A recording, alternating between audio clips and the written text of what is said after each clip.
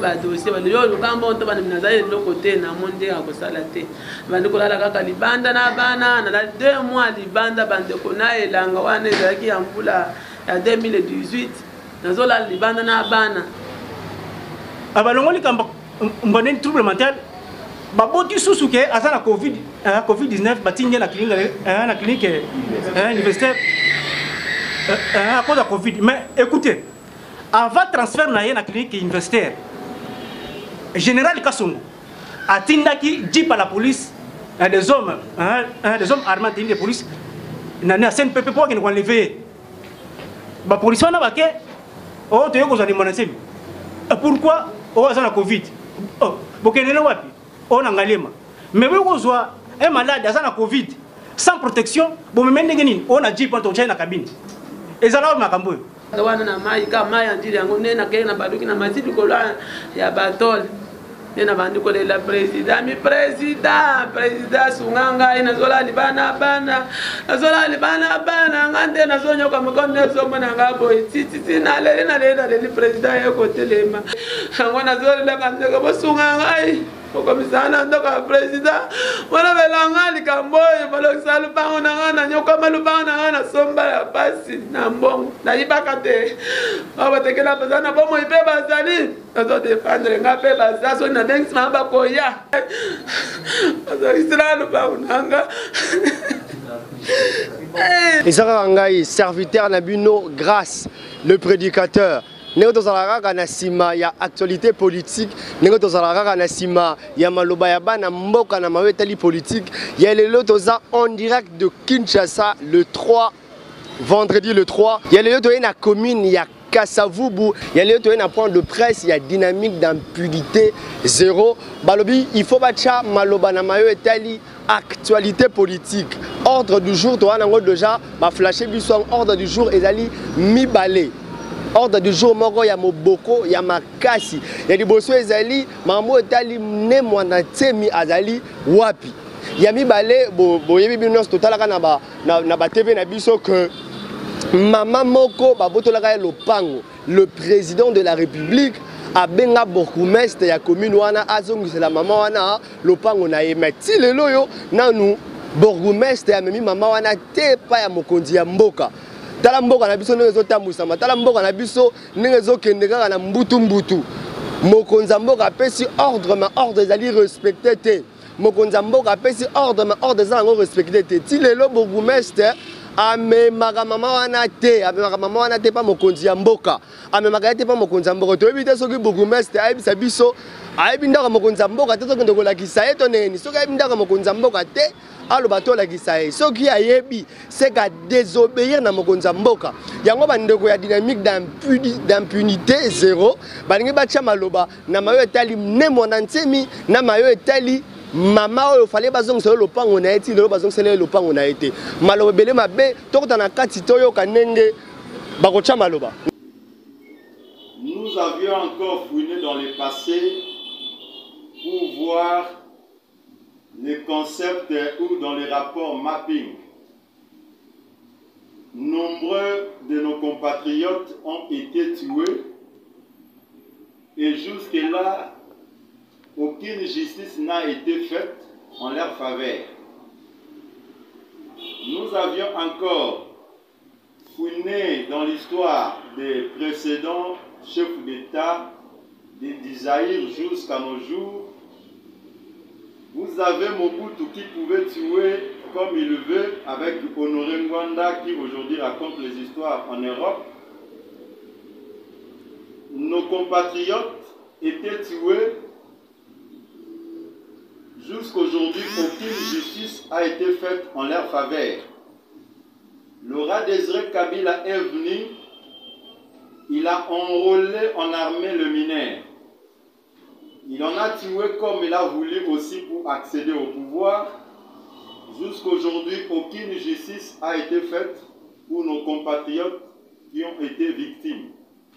Vous avez aujourd'hui, vous avez un passé récent avec Joseph Kabila, lui qui a distingué dans l'impunité, qu'on appelle le maître même des antivaleurs. Nombreux de massacres ont été organisés en République démocratique du Congo sous le mandat de Joseph Kabila. Les détournements et les enrichissements illicites et illégaux qui jusque-là, le peuple congolais dans son ensemble entend voir la justice. Aujourd'hui, nous avons Félix Tshisekedi. Comme nous l'avions dit, la lutte contre l'impunité en République démocratique du Congo est une nécessité pour débloquer la bonne gouvernance. Et cette lutte est une affaire de tous. Cette lutte ne doit pas avoir le tribut. Cette lutte n'a pas besoin, oh moi je suis de l'IDPS, je suis du PPRD, je suis du MLC. La lutte contre l'impunité, c'est cette lutte-là qui va débloquer la bonne gouvernance. Parce que l'on dit la justice élève une nation. Aujourd'hui, nous avions un fait remarquant ici, c'est que c'est comme si l'état de droit fait mal à un certain groupe d'individus. C'est comme si demander justice pour les crimes qui ont été organisés, si vous pouvez voir notre banderole, ce sont nos compatriotes qui ont été injustement tués, massacrés. Les cas de fausses communes de Mali. Les massacres organisés par les groupes armés connus à Beni, qui jusque-là, le peuple congolais dans son ensemble attend la justice. Vous avez les cas de détournement, le dossier Bukangalozo. Oui, je remercie le président Félix Tshisekedi parce qu'il en a rappelé dans son discours. Le dossier Bukangalozo, vous avez l'affaire 32 millions de SNEL. Donc, apparemment, c'est comme si nous sommes dans un état où c'est un groupe d'individus qui doivent dominer et régner au détriment de tout un peuple. Non, il faut que ça s'arrête. Il faut que ça cesse. Plus rien ne doit être comme avant. Parce que 60 ans de l'accession à la souveraineté internationale, si nous sommes encore à ce stade, c'est parce que l'histoire que j'ai essayé de parcourir en faisant des recherches, c'est l'impunité qui nous a amenés dans le contexte malheureux que personne d'autre peut accepter de vivre en ce monde. Alors, en effet, nous invitons le peuple congolais dans son ensemble à s'engager dans cette lutte qui n'a ni de race, ni de famille, mais qui n'a pour intérêt la bonne gouvernance qui va profiter au peuple congolais. Parce que nous ne pouvons pas revenir sur les mêmes questions liées aux antivaleurs. Alors, je parlerai aussi des arrestations arbitraires et injustes. État de droit ne veut pas dire qu'il faut arrêter les gens comme vous voulez. Vous avez vu ce que nous avions connu nous autres, le leader d'opinion sous le régime de Kabila. Moi-même, victime de 8 arrestations arbitraires et injustes, alors que je n'ai jamais commis une infraction jusque-là contre la République. Récemment, ici, vous avez le cas de 47 BDK, des adeptes de Némonansem. Oui, certains vont me poser la question ici. Ils ont tué, ils font des choses qui ne sont pas normales. Alors pourquoi les défendre? Non. Nous condamnons l'impunité, nous voulons qu'il y ait une bonne administration de justice. Personnellement, j'ai été en prison, comme prisonnier. Et je sais voir combien d'innocents qui sont en prison parce qu'il y avait un magistrat qui en a décidé. Parce qu'il y avait un général qui en a décidé. Il y avait un fils d'un ministre qui en a décidé. Et il y a des gens comme ça en prison. J'étais moi-même prisonnier, je vous dis. Et les 47 BDK, non. Nous sommes déjà dans un état où l'État est démissionnaire. Où les prisons, les conteneurs à Bandounouville, ils n'ont pas de visite, ils n'ont pas à manger. Voilà comment est-ce que les autres même sont malades. 17 d'entre eux sont extrêmement malades, atteints de la tuberculose. Mais je suis là-bas, le directeur de la prison me dit si je peux acheter les médicaments. Je me dis, mais moi j'ai quel moyen pour acheter les médicaments aux prisonniers alors que l'État congolais qui doit le faire?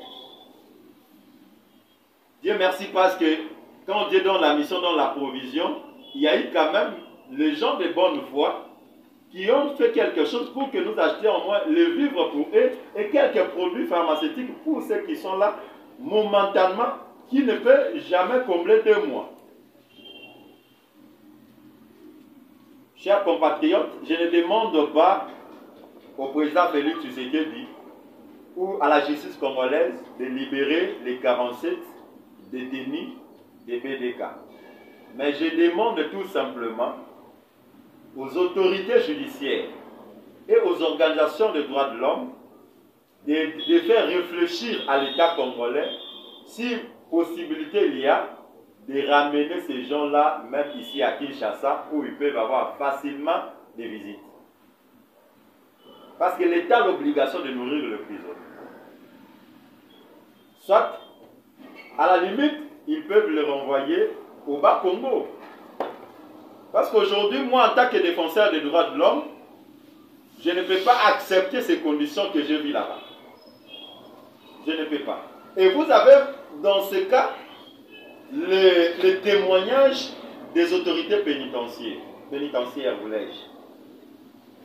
Non. Non. Alors, ça, c'est une façon de me décourager dans ces combats contre l'impunité et la corruption qui va débloquer la bonne gouvernance pour le bien-être des Congolais.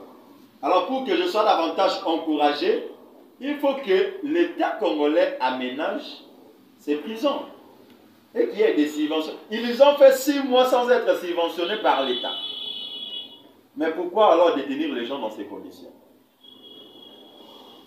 Pourquoi alors détenir les gens dans ces conditions? Alors que vous avez des criminels ici qui ont tué, qui sont connus, sécurisés par l'État, le pouvoir public.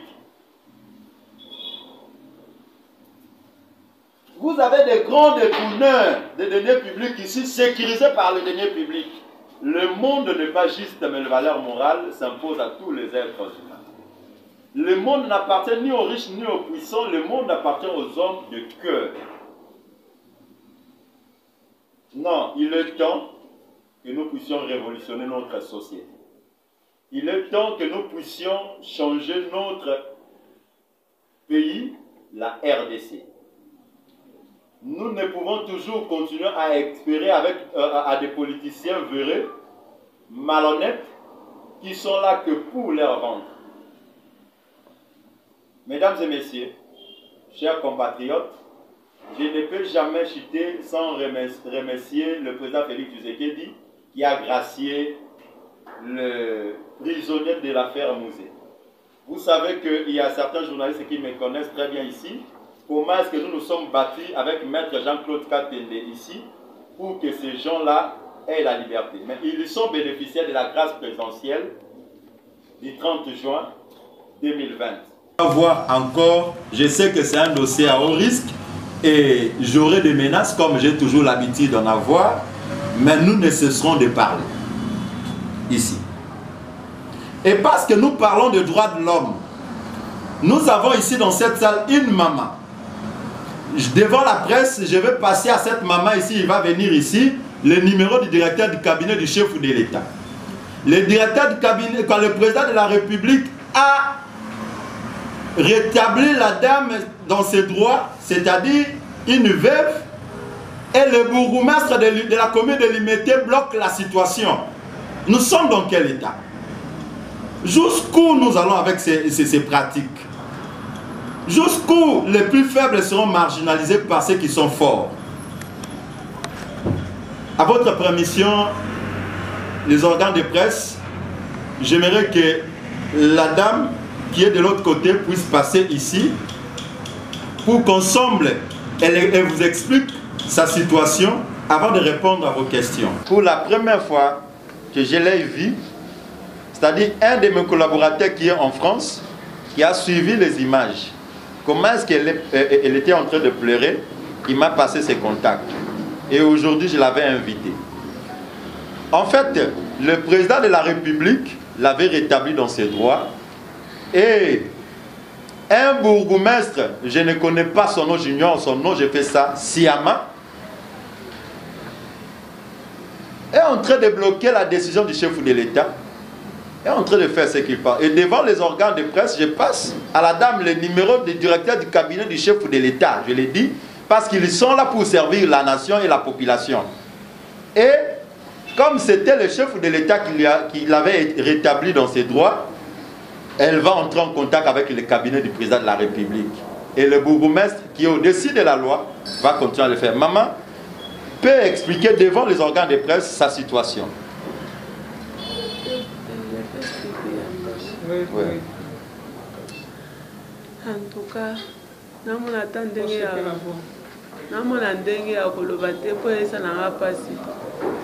Mokolo président akitaki epa na biso nga nalali libanda panda 2 mois na bana nga nasomba mwa esika na pasi mbongo akopesa ndamu tina okisi mbongo wana bapesi nga esika na nga epakolo mabele wana tapesi biso esika tubandi kulukuma ya kotonga pe totongi ache tubanda kuna mpe ya balocataire esika yango abandaki na ngai mandaki na banda koteka mai na nga namoni mwa ndambo ya mbongo wana ebandi kosunga nga pe bana pe abandi kotanga.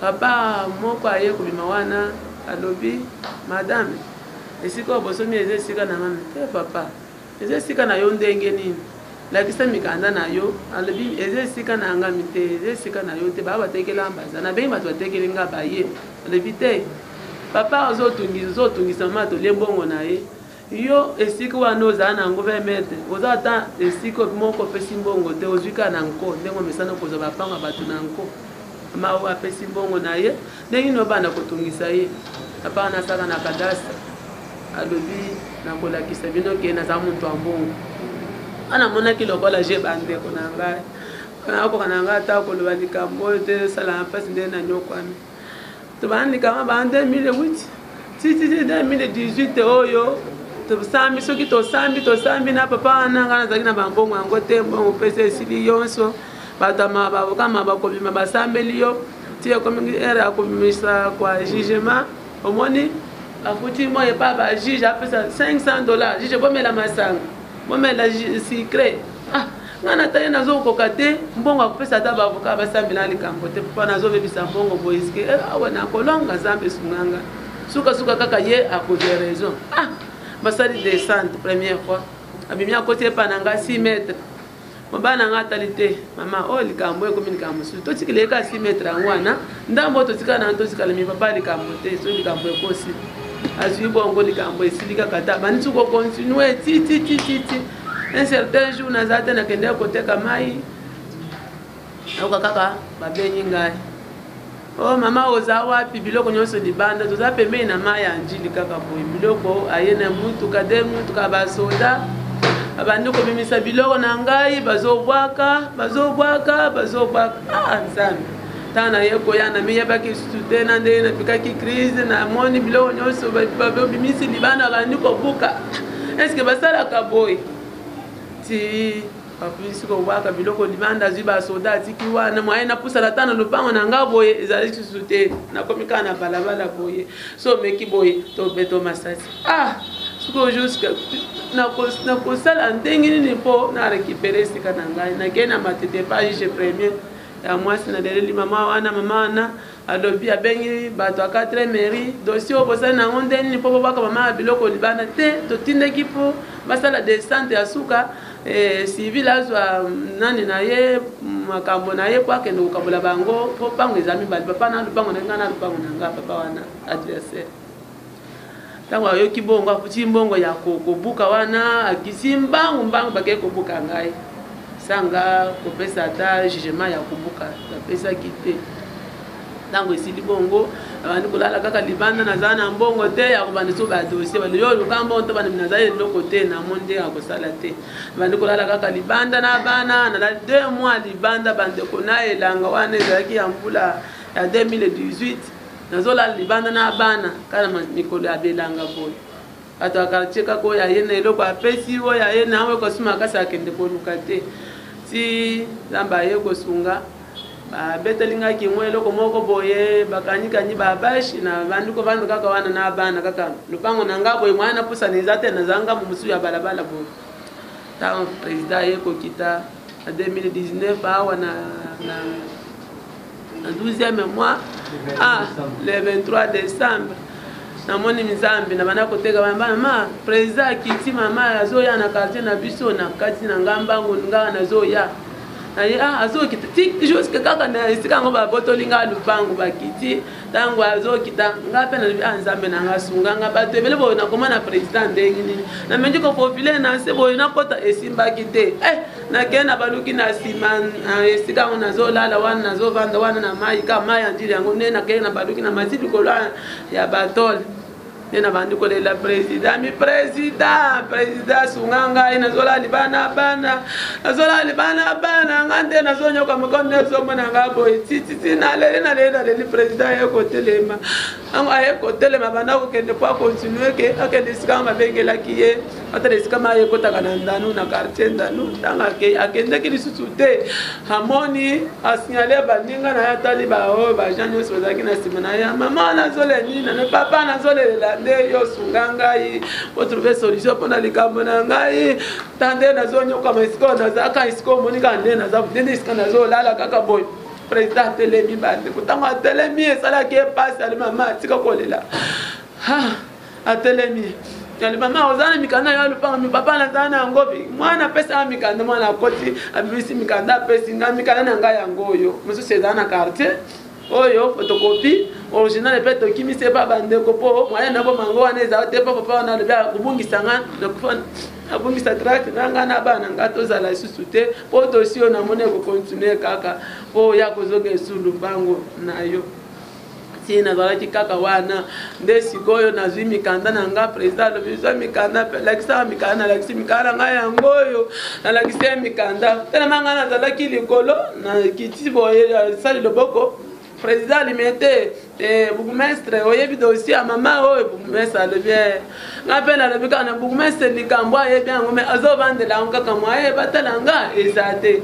jekoko aza wana asapesa na transport soki te 3 fois mpona dossier na ngai mais papa na azokorompre kaka na mbongo azokorompre kaka na ye nazwa raison na nga eza te nde sikoyo azwi mikanda pesa bourgmestre alimete apesi bourgmestre alimete nde alobi mama kolela lisusu te naza na posa na yo bourgmestre alimete memela mama oyo lobi nde ezalaki na poko alobi te lobi na bajuize memela mama oyo naza na posa na ye mpo nasisa likambo na ye bandeko ntango esali bongo ayebisi mama kolela lisusu te nalobi papa nakolela lisusu te bosunga ngai nazwa solution esika na ngai nde sikoyo nakisi bango banduke na nze nakangamaki so nayebaki susu te baye kokende wana ntongo nango sikoyo bana bazorapelenga mama asana oki okende balobaki olanda bourgmestre akende kotuke pa président ntango nakende alimete commune alimete ba 8h ya mokolo la 24 mpo tokenda bourgmestre aye koya badisi azobisa mama dossier wana ngai nakotala makambo wana te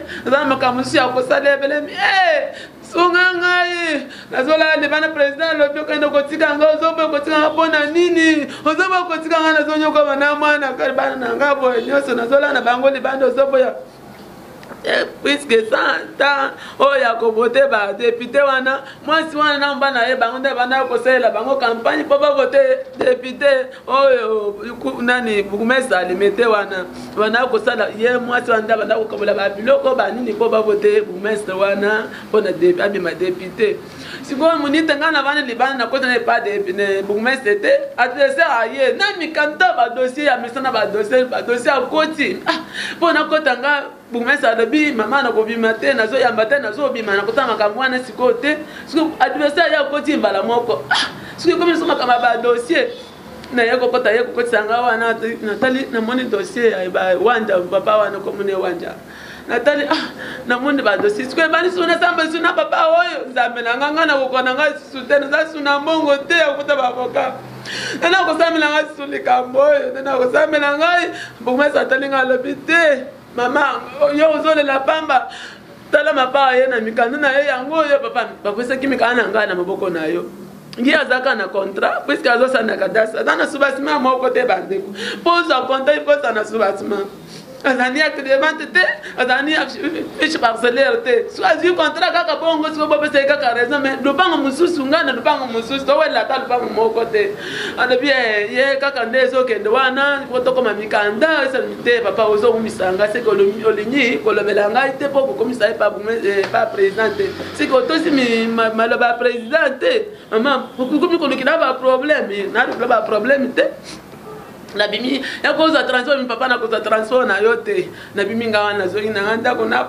ngai na pasi na ngai si na ndena banda ko pike na pike ke sekide 3 fois na zoko ka suko ka sata prince susu te na mona ka flou na zongi na bandi jusqu'à alors depuis 2019 le 23 si le lo yongana zoko sinaka kolala libanda ayeko kangisanga suna kela na matete kuna buloko ke na sinye mikanda ke lupangwana kosongela mususu za yanga ite na sa lejo na matete na po matete wana kashoe pa ba policier tango ya efisanga mama ndeka ka motema pasi boy okokende makani mi manje mafu mikana ngai ezali ezo témoigner mikana ngai kenenge pa bumesa photocopie bourgmestre abongisi yango na ye bourgmestre pesa mikana ngale bite mikana sala na quartier nakende na quartier mi mikana eza kaka yayo ya original kasi bakomi yango fiche annulée bokomi fiche na nga annulée pona nini siko oyo adversaire alobi ambo annulée yanga siko yaye oyo asalisi eza wapi mama kutuna bongo te bande pona ni bozosala bobiso tozani mbongo tokosuka wapi yango na eli nalobi bande ko bokomisaka président bokomisaka na ndoko ya président maloba tikilaki bourgmestre tosi na ye te puisque azante kwa baoyo adversaire botolinga alobi bakobotolo susu lupango wana babotola monsieur wana bazongisola susu lupango na yo te bakolukila situation mosusu badukila ngai susu ndenge nini bapesanga kaka esika na ngai bapesa esika na ngai ta basi babuki bandako nyonso eza kobuka mabiloko nyonso kobebisa soki okei okokutaka bakoloni mosusu ya makasi nde tikala moko nde ezolekisa lupango na ngai eza akanja tie bakuzu babara banini eza wana me ngai nazola libana bana moto akolobelanga aza te yango nazolela bandeko bosunga ngai okomisana ndoko ya président wana belanga likambo oyo balokisa lupango na nga na nyokama lupango na nga na somba ya pasi na mbongo nayibaka te batekela baza na bomoi mpe bazali azodefendre nga mpe baza soki nabengisima bakoya me ye aza na moto atekela ye te po asala na kadasi azwakaka bapango nanko esika bakofunda ye eza te alobi aleki ngai na mbongo aleki ngai na nyonso omerite kozala voisin na ngai te yo kozala pembeni na ngai te bazwa ata mbongo opesa ngai nakende kosomba place mosusu yo otikala kasi ya ngai nakende kosomba ata kote mosusu nakozwa na nkoko na lekiso naleki oyo na mbongo nde ndenge azwanga lupango wana nakomi konyokama nde nazonyokama boye nakomi ka nde nakomi boye namiyebaka susu te mokili eza ndenge nini nakomi ka ndenge eza boye bosunga ngai bazokisila ce n'est pas seulement une seule situation que nous avons. Nous avions parlé avant que j'y aille même à Bandundu de la situation des travailleurs de l'autorité de régulation des postes et télécommunications et des travailleurs de l'ex-ONATRA. Donc nous sommes dans un état où si vous êtes au pouvoir, c'est pour nuire au peuple. Si vous êtes au pouvoir, c'est pour faire souffrir le peuple congolais. Heureusement parce que le président Félix Tshisekedi prend l'état de droit. Mais nous ne voudrons pas que ça soit seulement un slogan. Le peuple d'abord. Nous ne voulons pas que le slogan « le peuple d'abord » reste tel que nous avons besoin de voir les actes être posés. Voilà un peu la situation que nous venons de vous présenter. Vous avez déjà le dossier de l'autorité de régulation poste et télécommunications avec, sous la gouvernance d'Odo Kassindi, qui a détourné 1 200 000 $ des travailleurs, de ces travailleurs, des agents de cette société, attachés à la présidence de la République. Et aujourd'hui, il n'est plus DG. Et il ne sera pas aussi poursuivi. C'est ça l'impunité. Il y a beaucoup de dossiers. Chers Congolais, nous devons lutter pour changer les choses dans ces pays. Oui, nous devons lutter pour changer les choses. Parce que plus rien ne doit être comme avant. Alors, pour conclure, je vous présente les rapports sur la situation médiocre des détenus d'opinion qui sont à Bandundu, 47 BDK. Je ne demande pas leur libération, mais je veux que l'État s'occupe d'eux et qu'une justice juste soit faite. Je demande une chose, comme je l'ai dit tantôt, parce que là-bas, ils n'ont pas de visite et l'État est incapable de nourrir ses prisonniers et Bandundu, qu'ils soient ramenés à Kinshasa. Cher président Félix Tshisekedi, je sais que vous m'avez toujours écouté. Je sais que vous allez m'écouter. En fait, nous avons aussi besoin de l'unité nationale. C'est une situation. C'est une situation. Chers compatriotes, défendons la justice. Soutenons toutes les initiatives du pouvoir judiciaire. Parce que seule une justice juste élève une nation. Ensemble, nous allons réussir à construire un Congo meilleur. Un Congo où tout le monde vivra sa liberté. Seul les combats contre l'impunité et la corruption s'avèrent une nécessité pour débloquer la bonne gouvernance. Chers organes de presse, je me remets à vous pour conclure le débat. BDK. Mais il faudrait aller à Boulouo, parce que je me suis donné cette mission. Je serai à Boulouo, je vais parcourir tout, je serai à Langenga, je vais parcourir donc avec mon équipe, que vous voyez ici, toutes les prisons de la République démocratique du Congo pour palper les réalités. Parce que nous devons palper les réalités, parce que nous demandons qu'on arrête les gens. Nous luttons contre l'impunité, mais l'État congolais doit aussi faciliter notre combat. On ne peut pas, moi je ne serai pas heureux qu'on arrête quelqu'un, malgré les crimes qu'il aurait commis, on le met en prison, où il n'a pas à manger, il n'a pas à boire. Parce que les prisonniers aussi ont leurs droits. Il suffisait seulement de lire la Déclaration universelle des droits de l'homme et du peuple. Il suffisait de lire la Charte africaine des droits de l'homme et du peuple pour voir, en fait, cerner les droits des prisonniers. En fait, nous avons besoin d'une bonne administration de justice. C'est ce que nous demandons. Les cas que je pose ici, c'est un cas spécifique. Pourquoi ils sont à 47 dans une prison où l'État ne donne rien. Ça fait 6 mois. Et ils sont malades. Je suis arrivé là-bas, je me suis appauvri, j'ai pris tout le nécessaire que j'avais pour que ces prisonniers aient à manger. Pas seulement eux, tous les prisonniers de la prison de cinquantenaire. Est-ce que c'était seulement le cas des 47 détenus? Non. Il y a eu 360 détenus qui ont profité de cette visite. Ils sont détenus à distance, bien sûr. Oui, s'il y a un intérêt, nous avons aussi besoin de l'unité nationale. Ils sont envoyés là-bas sans aucune décision de condamnation. Comment vous traitez cela? Écoute, l'article 1er de la Déclaration universelle des droits de l'homme et l'article 12 de la Constitution du 8 février dispose: tous les individus naissent libres et égaux, en dignité et en droit.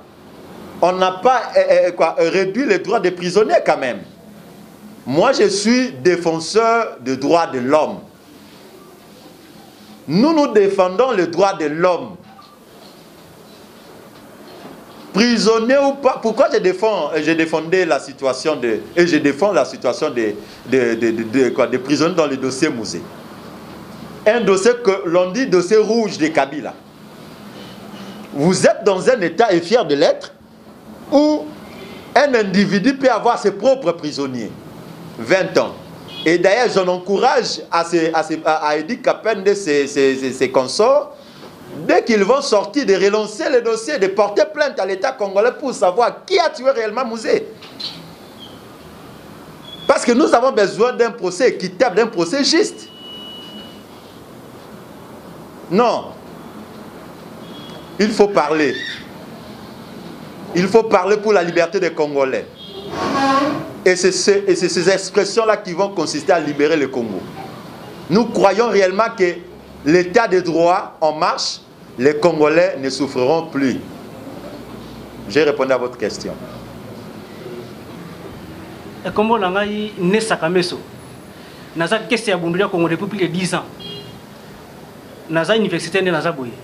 Donc Bundia Congo a une brigade de Nesakameso, puis une université. J'ai fait la faculté de sciences à l'université de Kinshasa. On a souligné point à Bamakesa Bundia Congo 47 détenus au bazar na Bandundu. D'abord on a ligne correctifier ma muke ngende ko tolo bake batwana ba bomaki bien basali ba chose anormale yangona bakangi bango. Non.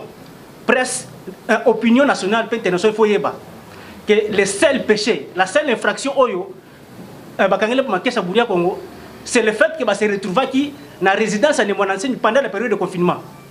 C'est le seul péché, la seule infraction où l'État congolais a reproché et pas Makesa Bundia Congo où il t'indique que un seul qui a kangabango atina bango na bandundu atina bango na pour nini na herbe attaqué Nemonansi le 24 avril passé babimisaki 203 personnes vivant survivant na résidence à Nemonansi.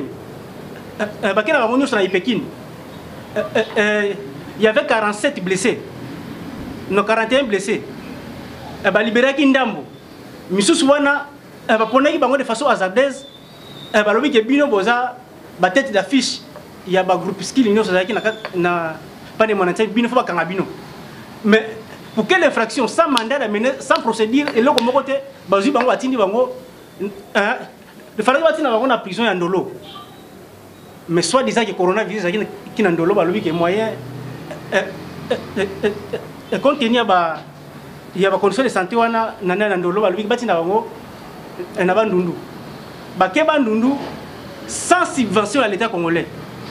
Ils ne mangent presque pas soins de santé zate ba torture bazwaki na Kinshasa tina nzela et ça que belé bazobela mais commence à souffrir, donc ils sont très souffrants qu'on a bien zate soins de santé zate.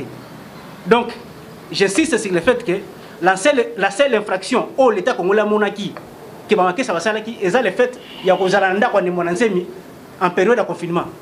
Je me demande si vraiment dans un état de droit, on peut se permettre d'arrêter quelqu'un qui se retrouve dans la résidence de quelqu'un parce que c'est moi on a en période de confinement. Et état de droit il faut que force de la loi en ça là. Mais ce que nous avons assisté à la résidence de Moïse Mizaki, de la loi de la force, l'État ça qui force, donc sans procédure, sans respecter l'État, à pour ça la guerre, pas de Monatemi, à Kangié, à Bomi. On a un bilan, si je peux donner le bilan. Selon le bilan, l'État congolais, porte-parole de la police, après ça qui est le 24 avril. Alors, il y a eu 203 survécus, 8 morts. Non, ils ont le bilan, ils ont le quota. il y a eu plus de 33 morts. Donc, au Bissoto Moniboye, il y a 14 morts déjà à Koufi, 12 le même jour, dès que tu as l'hôpital quand le Fongula.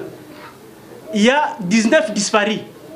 Disparus, on suppose qu'il peut y avoir pour tout ça, on suppose qu'il peut y avoir trace dans la communauté.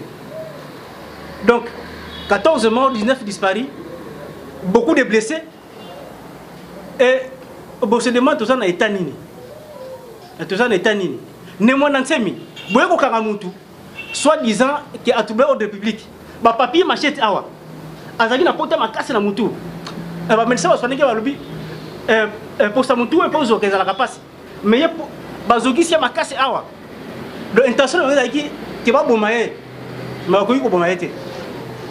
Balongoli na nangale ba ine ipekin ba sambuse ba kangi ba vidéo ba publier après ba kine CNPP au soit ça un trouble mental. Mais quelqu'un qui a un trouble mental, il continue à écrire et puis ce qu'on t'a écrit de la publication à la Rawana quotidien. La publication quotidienne à la Rawana, il continue à écrire et avec une logique où personne ne peut contester. Balongoli quand on a un trouble mental. Baboti Soussouke, à la Covid-19, bâti la clinique universitaire à cause de la Covid. Mais écoutez, avant de transfert dans la clinique universitaire, Général Kassongo a tindaki dit par la police des hommes armés de police, dans la CNPP pour qu'ils nous enlèvent. La police n'a pas fait. Oh, tu es pourquoi on a la Covid? On a mais vous avez un malade à la Covid sans protection, on a jeep dans la cabine. Et ça là, quelqu'un qui souffre de Covid, vous avez un jeep à la police à 4x4, vous me maillez, sans avis à médecin traitant, vous ça la transfert. Na air, les policiers à pire, qui commis na garde va s'opposer contre. Enlèvement wana ba police na bazongi ba bengi ambulance ya nani angalema ba message un peu particulier qui ba bengi pe ambulance ya clinique pas ba comprendre que non aux enlèvements. Comment on peut venir chercher quelqu'un un malade un malade souffrant de Covid sans moyen de protection, sans ambulance, sans quoi? Non, ça c'est un enlèvement. Ba message un peu ba bengi clinique universitaire ba comité il y a riposte à clinique et une ambulance dans la CNPP. Un ambulance à CNPP, à la clinique, il y a une CNPP, et il y a une ambulance, il y a un général qui sont là. Débat est quoi, si le médecin CNPP va s'imposer, il y a une clinique universitaire. Parce qu'il fait ombrage. Il fait ombrage non seulement aux politiciens internes ici à Congo, mais même la communauté internationale. Les Américains, les Français, les Belges n'aiment pas les Monassi parce qu'ils combattent les Monassi, ils ont déstabilisé même l'intérêt. Il y a la communauté internationale dans le Congo. Alors pour la communauté internationale, c'est que les Monassi font comme ils utilisent les autorités congolaises. Les autorités congolaises pour en 2017, ils à s'évader à Kimi. Ils continuent à monter des complots pour assassiner les Monassi. Il y a maladie mentale, coronavirus, et ainsi de suite. Mais ce qu'on a dans la clinique universitaire qu'on a lobby, après tous les examens, à quelque chose contre spécifique à ça qui prend la Covid, on n'a pas de Covid. Alors, pour Abimisaye et comme Makambo, on va besoin de la CNPP et ainsi de suite. Nous voulons passer un message au président de la République, lui le garant de la nation, à libérer les Monatsemi. Parce que la relation à Bisso, Makessa Bundia Congo, Congo, na peuple nyonso ya Congo, ils ont dépendent de la vie des Monatsemi. Tant que les Monatsemi est en vie, les choses iront bien. Si les Monatsemi n'est plus là, à dire la RDC, les Monatsemi dit toujours que j'ai les moyens, il peut effacer la RDC. Ne menace pas. Ok, c'est bon. Voilà. À part les détenus, combien de fois, comment on doit l'État congolais fait ma casse une nyonso kakana ma caisse à Bundia Congo. Alors qu'à l'Est là-bas, on tire les Congolais chaque jour. Jamais n'était déployé par force nationale à Makassi pour neutraliser les rebelles dans l'Est. Mais Makassi a dit depuis 97. Et nous avons un document où ils ont retracé la réunion de 97 jusqu'en 2020. Alors on a plusieurs détenus. En Ndolo, il y a 40 détenus depuis 2017. Hein, en août 2017. Donc, toutes les autres églises, ça marche. Toutes les autres ethnies, les tribus peuvent faire des marches pour protester, pour revendiquer quelque chose. Ça ne fait rien. Mais quand c'est mal marqué, c'est des mondiaux qu'on se lève pour réclamer quelque chose, il ne faut pas qu'on. Donc, il y a 40 détenus en Ndolo, dans des conditions difficiles depuis 2017. 47 au au Bas-Congo, à Matadi, à Matangungu, il y a des prisonniers. Il y a des blessés. On a plus de 100 blessés dans les hôpitaux. 100 blessés. On voulait les tuer, mais il y a plus de 100 blessés. Allez à Mamayemo, ils sont là. Allez au Kalfungola, ils sont là. Au Congo central, n'en parlons pas. Arranjaki, et que ça, la carnage, tuerie, un crime contre l'humanité, dans son Congololo. Bakutaki, Makessa Bondia Congo. Le Makessa Congo, tu as la discipline, et ça a été renforcé. Force spirituelle, force morale. Donc on fait des prières à chaque 3h du matin. Donc quand on est ensemble, on fait des prières. Ce jour-là, à Songololo, les Makessa s'étaient réunis pour prier. Afin que Koko, Nzambe, Ayoka, Milena Biso, Asimba Mitema, il y a pour résoudre la satisfaction à la revendication à Biso. Donc à 3h du matin, Makessa va prier dans Ndaku ya Kessa moko boya mutu moko boya Kessa. Subitement, il y a une incursion, il y a des hommes armés. Mais c'était des policiers, des militaires bien armés. Baye bobe ko menacer bango ke babima. On dit pour anime. O boyo sambe la boza, vous allez en tout moment. Mais s'il faut que vous pekisa biso, boya na mo il passe quoi yo? Trouble bandi wana, ba bandi ko boma bango. Ba beti ba masasi. Moko ya batu moko balataka ba saki soki nene na vanya na lati saki te quand même. Hein, je suis un intellectuel. Mouvement battement mité beba soki nene non. Un mouvement panafricaniste d'avant-garde. Je crois que vous comprenez un peu. Avant-garde des alliés, bien dans vos pensées, mais bon aussi Bakomiwana. Vous voyez, pour libérer l'Afrique, l'homme noir, nous avons besoin de. S'ils critiquent la marche des affaires politiques de notre pays, que totalement la mikilebele, totalement la mikilapoto par-ci par-là, la France est logo et ça la maraboué. Ah, pas la on critique. Alors, si on critique, les confrères qui a été justice est tambour l'araboué. You know, ah, ils ont que les zones direction, ils sont critiqués, bah, il va gagner, bah, comme non, lui il critique et puis il enseigne qu'il faut tout ça la bouée, tout ça la bouée, tout ça la bouée. Soit dit que non, implémentons le fédéralisme en RDC. Oh non, ça il faut tout ça un État unitaire. On va voir en Belgique, on va voir en France, on va voir en États-Unis. On va voir les États-Unis, c'est un pays fédéral. Si on parle du fédéralisme comme Kindoki, non. Et comme Kindoki, ce n'est que ça. Parce que moto na moto, yo va dans le kunayo, awa Kinshasa, awa quartier fédéral, au lieu de ça, quartier mbima, to lié à na yo na bana yo. Si c'était un quartier unitaire, au moins que yo l'ami biloko quartier mbima yo lié à na yo. Mais c'est fédéral. Le monde est créé de manière fédérale. Donc c'est ça qu'il veut implémenter. Parce que le fédéralisme, c'est un système qui marche. Donc, l'idée politique est belée au Yabimisaka et ça dérange.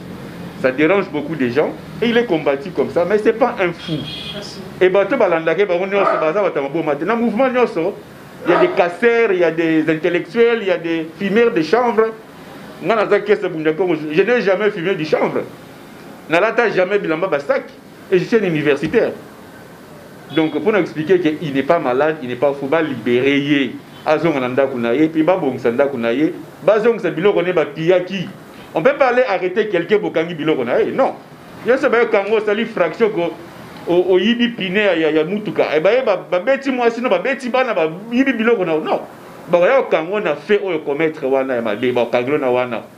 C'est pour juger que mon ensemi à ça qui m'a bémo ko songolo parlement. Bo yibi biloko na été. Et puis, bon, même dans le tribunal, c'est bon, ça, bon, comme c'est mon talibon, bon, mieux gauche, mieux droite, non. Va libérer parce que le dossier est vide. Et mon ancien, mais à ça l'infraction, mon côté, abomi moutouté. Au contraire, on est abomi batou lors de l'arrestation.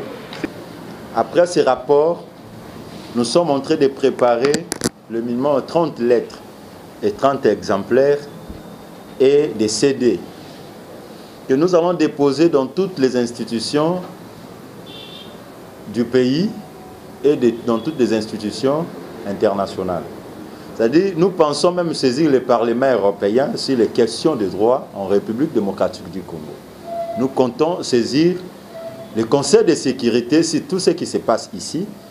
Là, je vous parle ici comme jeune, mais je sais ce que je peux faire. En fait, je ne suis pas dans ce qu'ils sont en train d'évoquer, c'est leur secte. Moi, je suis sous le plan juridique et de défense des droits de l'homme. C'est ça la dynamique impunité zéro. En fait, moi, ce qui nous concerne ici, c'est qu'il y ait une justice juste.